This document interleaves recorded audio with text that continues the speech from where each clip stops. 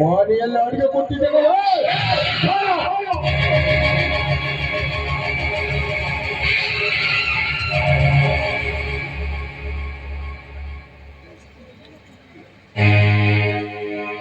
ಸುತ್ತ 40 ಹಳ್ಳಿಗೆ ಹೆಸರುವಾಸಿಯಾದ ದೊಡ್ಡಪ್ಪ ದೇಸಾಯಿಯವರ ಮಕ್ಕಳು ನೀವು. ದೊಡ್ಡವರು 1000 ಎಕರೆಯ ಭೂಮಿಯ ಸರ್ದಾರರು. ತಲಾಂತರದಿಂದ ಈ ನಾಡಗೌಡರ ಮೇಲೆ ಬೇಸ ವೈರತ್ವವನ್ನು ಸಾಧಿಸುತ್ತಾ ಬಂದ ದೊಡ್ಡಪ್ಪ ದೇಸಾಯಿಯವರ ಮಕ್ಕಳು ನೀವು. 10 ವರ್ಷಗಳ ಹಿಂದೆ ಈ ನಾಡಗೌಡರ ಮನೆತನದ ಮೆಟ್ಟಿನನ್ನು ತಿಳಿಯುವುದಿಲ್ಲ ಅಂತ ಸಂತ ಮಾಡಿ ಹೋದವರು ನೀವು. ಈಗ ಮಾತಿನ ಮರ್ಯಾದೆಯನ್ನು ಮರೆತು ನಮ್ಮ ಮನೆ ಅಂಗಳದಲ್ಲಿ ಬಂದು ನಿಂತಿದ್ದೀರಾ. ಬನ್ನಿ ಒಳಗಡೆ ಕುಳಿತುಕೊಂಡು ಸಮಸ್ಯೆಗಳನ್ನ ಮಾತಾಡೋಣ. ಸುಮಾ ಸುಮಾ 4 ಗ್ಲಾಸ್ ಹಾಲು ತೆಗೆದುಕೊಂಡು ಬಾರೆ. ನಿನ್ನ ಈ ಮೋಹದ ಮಾತಿಗೆ ಕಿವಿ ಒಡ್ಡುವ ಮೇಕೆಗಳು ನಾವಲ್ಲೇ. ನೀನು ಕೊಡುವ ಹಾಲು ನಮಗೆ ವಿಷವಿದ್ದಂತೆ. ನಂಜುಂಡ, ಎಂದಿದ್ದರೂ ನೀನು ನಮ್ಮ ಮಹಿಳೆ. ನಿನ್ನ ಈ ಮಾತಿಗೆ ಹೋಗುತ್ತೋ ನಿನ್ನ ಮನೆಯಲ್ಲಿ ನಾವು ಉಂಡು ತಿಂದು 1 ತಾಸು ಒಳಗೆ ಹೋಗಲು ಬಂದಿರಲೇ. 2 ಇತ್ಯರ್ಥ ಮಾಡಿ ಹೋಗ್ಲಿಕ್ಕೆ ನಾವು ಬಂದಿರೋದಿಲ್ಲ.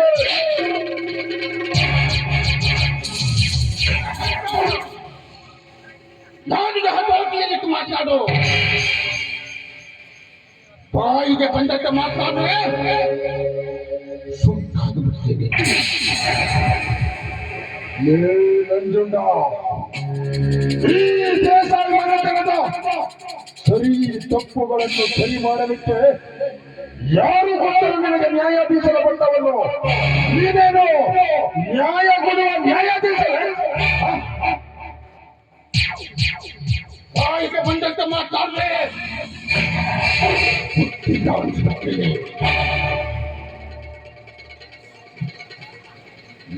ನಂಜುಂಡ, ಸುತ್ತ 40 ಹಳ್ಳಿಗೂ ನೀನೇ ಕುಬೇರನಾಗಿ ಬಡವರಿಗೆ ಅವರಿಗೆ ಇವರಿಗೆ ಎಲ್ಲ ನಾನೇ ಬಾಯ್ಯಗಾರನೆಂದು ಅವರಿಗೆ ಸಲಹೆ ನೀಡುತ್ತಾ ಬಂದಿರುವೆಯಲ್ಲ. ಆ ನ್ಯಾಯಾಧೀಶರ ಪಟ್ಟವನ್ನು ಯಾರು ಕೊಟ್ಟು ನಿನಗೆ? ಮೈಸ್ಟರ್ ಮಾಸ್ಟರ್ ನನ್ನ ಕಾಲಿಗೆ ಚಪ್ಪಲಿ ಮಾಡ್ಕೊಳ್ಬೇಕಾಗುತ್ತೆ. ಎಚ್ಚರವಿರಲಿ. ಒಂದು ಹೆಜ್ಜೆ ಮುಗಿದಿದ್ದಾದ್ರೆ ನಿಮ್ಮನ್ನ ಸುತ್ತಾಗಿದೆ. ನಾಡಗೌಡ, ನಾಡಗೌಡ ಮನೆತನದಲ್ಲಿ ಹುಟ್ಟಿದ ಮಾತ್ರಕ್ಕೆ ನೀನೇನು ಈ ನಾಡಿಗೆ ದೊರೆಯಲ್ಲ. ನೋಡು, ಒಂದು ಕಾಲದಲ್ಲಿ ನಮ್ಮ ತೋಟ ಮುತ್ತಂದ್ರು ಈ ನಾಡನ್ನು ಆಳಿದವ್ರೆ. ಹಾಗಿದ್ದಾಗ ನಮ್ಮ ಮನೆಯ ಆಡು ಮನೆಗೆ ದಂಡ ವಿಧಿಸಿ ಊರು ಬಿಟ್ಟು ಆಡ್ತಿದ್ದಲ್ಲ. ನಿನ್ನ ಮೈಯಾಗ ಎತ್ತಿರಬೇಕಲ್ಲ ತಪ್ಪು ಮಗನ. ತೀರ್ಪು ತೀರ್ಪೆ ಅದನ್ನು ಕೇಳಲು ನೀನು ಯಾವ? ನೋಡು, ಪುಣ್ಯ ಪುರಾಣಗಳ ಕಥೆಗಳನ್ನ ಒಮ್ಮೆ ಪುಟ ತಿರುವಿ ನೋಡು.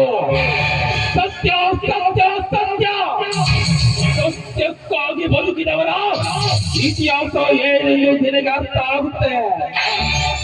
ಸತ್ಯ ಸತ್ಯ ಅಂತ ಬರೆದಾಡಿದ ಸತ್ಯ ಹರಿಶ್ಚಂದ್ರ ಸುಡುಗಾಡು ಕಾಯೋದಕ್ಕೆ ಹೋದ. ಎಂತೆಂತವರು ಮಾಡುತ್ತಿರುವಾಗ ಯಾವ ಲೆಕ್ಕ? ನಮ್ಮ ಮಾತಿಗೆ ಒಪ್ಪಿ ನಿನ್ನ ಪಾಡಿಗೆ ನೀಡಿರೋ ದಂಪಡಿಗೆ ನಾವಿರ್ತೀವಿ. ಇನ್ನೊಂದು ಬಾರಿ ನಮ್ಮ ಮನೆತನದ ವಿಷಯಕ್ಕೆ ನೀನು ತಲೆ ಹಾಕಿದ್ರೆ ನಿನ್ನ ತಲೆ ತೆಗೆಯುವವರೆಗೂ ನಾವು 3 ಜನ ನಿದ್ರೆ ಮಾಡುವುದಿಲ್ಲ. ಎಚ್ಚರದಿಂದಿರು ಮಗನ, ಎಚ್ಚರದಿಂದಿರು. ರಕ್ಷಿತಾವ ನನ್ನ ಮಗನೇ, ನನ್ನ ಮನೆಗೆ ಬಂದು ನನಗೆ ಎಚ್ಚರಿಕೆ ಕೊಡ್ತೀನೋ?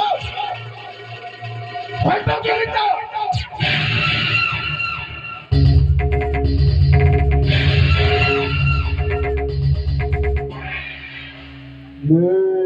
ನಂಜುಂಡನಾಡ ಗೌಡ,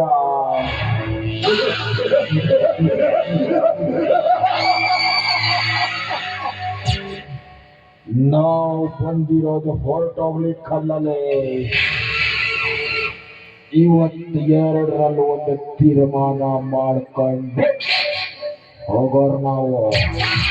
ಏನಂತೀಯ ಮಣಿಕಂಠ? ನಮ್ಮಣ್ಣ ಹೇಳಿದ ಹಾಗೆ ನಾವು ಬಂದ ಮೇಲೆ ಏನಾದರೂ ಒಂದು ಕಾರ್ಯ ನಡಿಲೇಬೇಕು.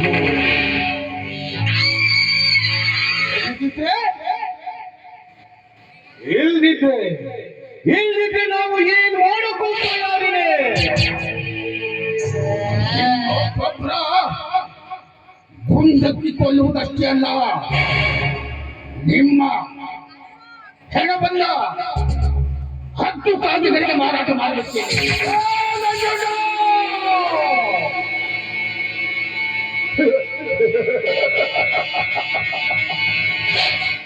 ಏನು ಮಾಡ್ತೀಯ ನೀನು? ನೀನಾಡಿದ ಮಾತು ನಡೆಸಿಕೊಡುವ ಧೈರ್ಯ ನಿನ್ನಲ್ಲಿದೆಯಾ? ಧೈರ್ಯ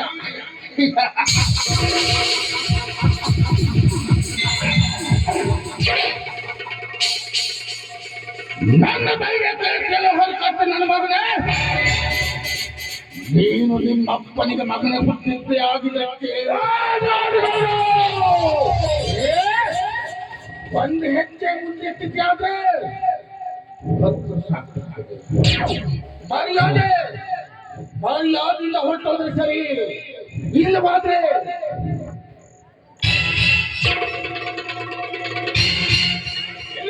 ಏನೋ ಮಾಡ್ತೀಯೋ? ಏನು ಮಾಡ್ತೀಯ ಅಂತ ಕೇಳ್ತೇನೆ ಬುದ್ಧಿ ಮಗ.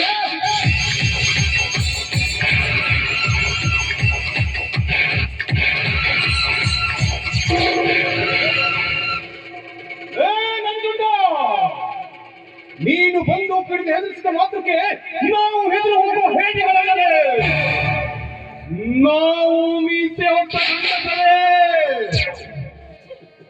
ನೋಡಿ ಇಂಥ ಪಾಪಿಗಳನ್ನ ಎದ್ದು ಹಾಕೋದು ಸರಿಯಲ್ಲ. ಮೊದಲಿನಿಂದ ಹೊರಟು ಹೋಗಿ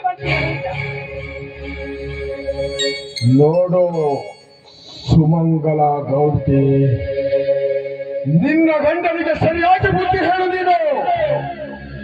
ಇಲ್ಲಂತಂದ್ರ ನಿನ್ನ ಗಂಡ ಬೀದಿಯಲ್ಲಿ ಬಿದ್ದ ಹೆಣವಾಗಿ ಹೋಗ್ತಾನ. ನಂಜುಂಡ, ಇದು ನಿನಗೆ ಎಚ್ಚರಿಕೆ ಮಾತು ಮಗನ.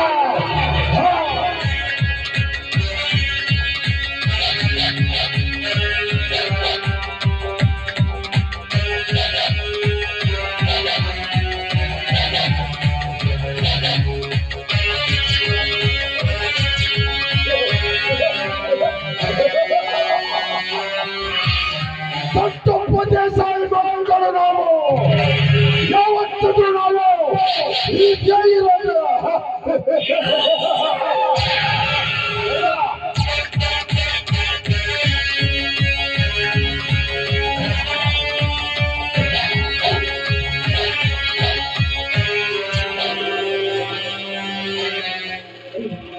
ಇದೆಲ್ಲ ಯಾಕೆ ನೋಡಿ, ಸಿಟ್ಟಿನ ಕೈಯಲ್ಲಿ ಬುದ್ಧಿಯನ್ನು ಕೊಟ್ಟು ಅನಾಹುತವನ್ನು ಮಾಡ್ಕೋಬೇಕಾಗಿ ನೀವು ಯಾಕೆ ಬಂದು ಹೋಗ್ತಾ ಇದ್ದೀರಾ? ಯಾಕೋ ಇವರು ಆಡುವ ಮಾತು, ಇವರ ವರ್ತನೆ ಎಲ್ಲ ನೋಡ್ತಾ ಇದ್ರೆ ಯಾಕೋ ತುಂಬಾ ಭಯ ಆಗ್ತಿದೆ. ಮಂಗಲ, ಯಾವ ಗಂಡನಿಗೆ ನಾವು ಭಯಪಡುವ ಅವಶ್ಯಕತೆ ಇಲ್ಲ. ನಿನ್ನ ಗಂಡನಿಗೆ ತಾಕತ್ತಿದೆ. ನೋಡು, ನಾನು ಸ್ವಲ್ಪ ತೋಟದ ಮನೆ ಕಡೆ ಹೋಗಿ ಬರ್ತೀನಿ. ಪಂಡಿತರು ಬಂದ್ರೆ ನನಗೆ ಭೇಟಿ ಆಗುದಿಲ್ಲ. ಸರಿ.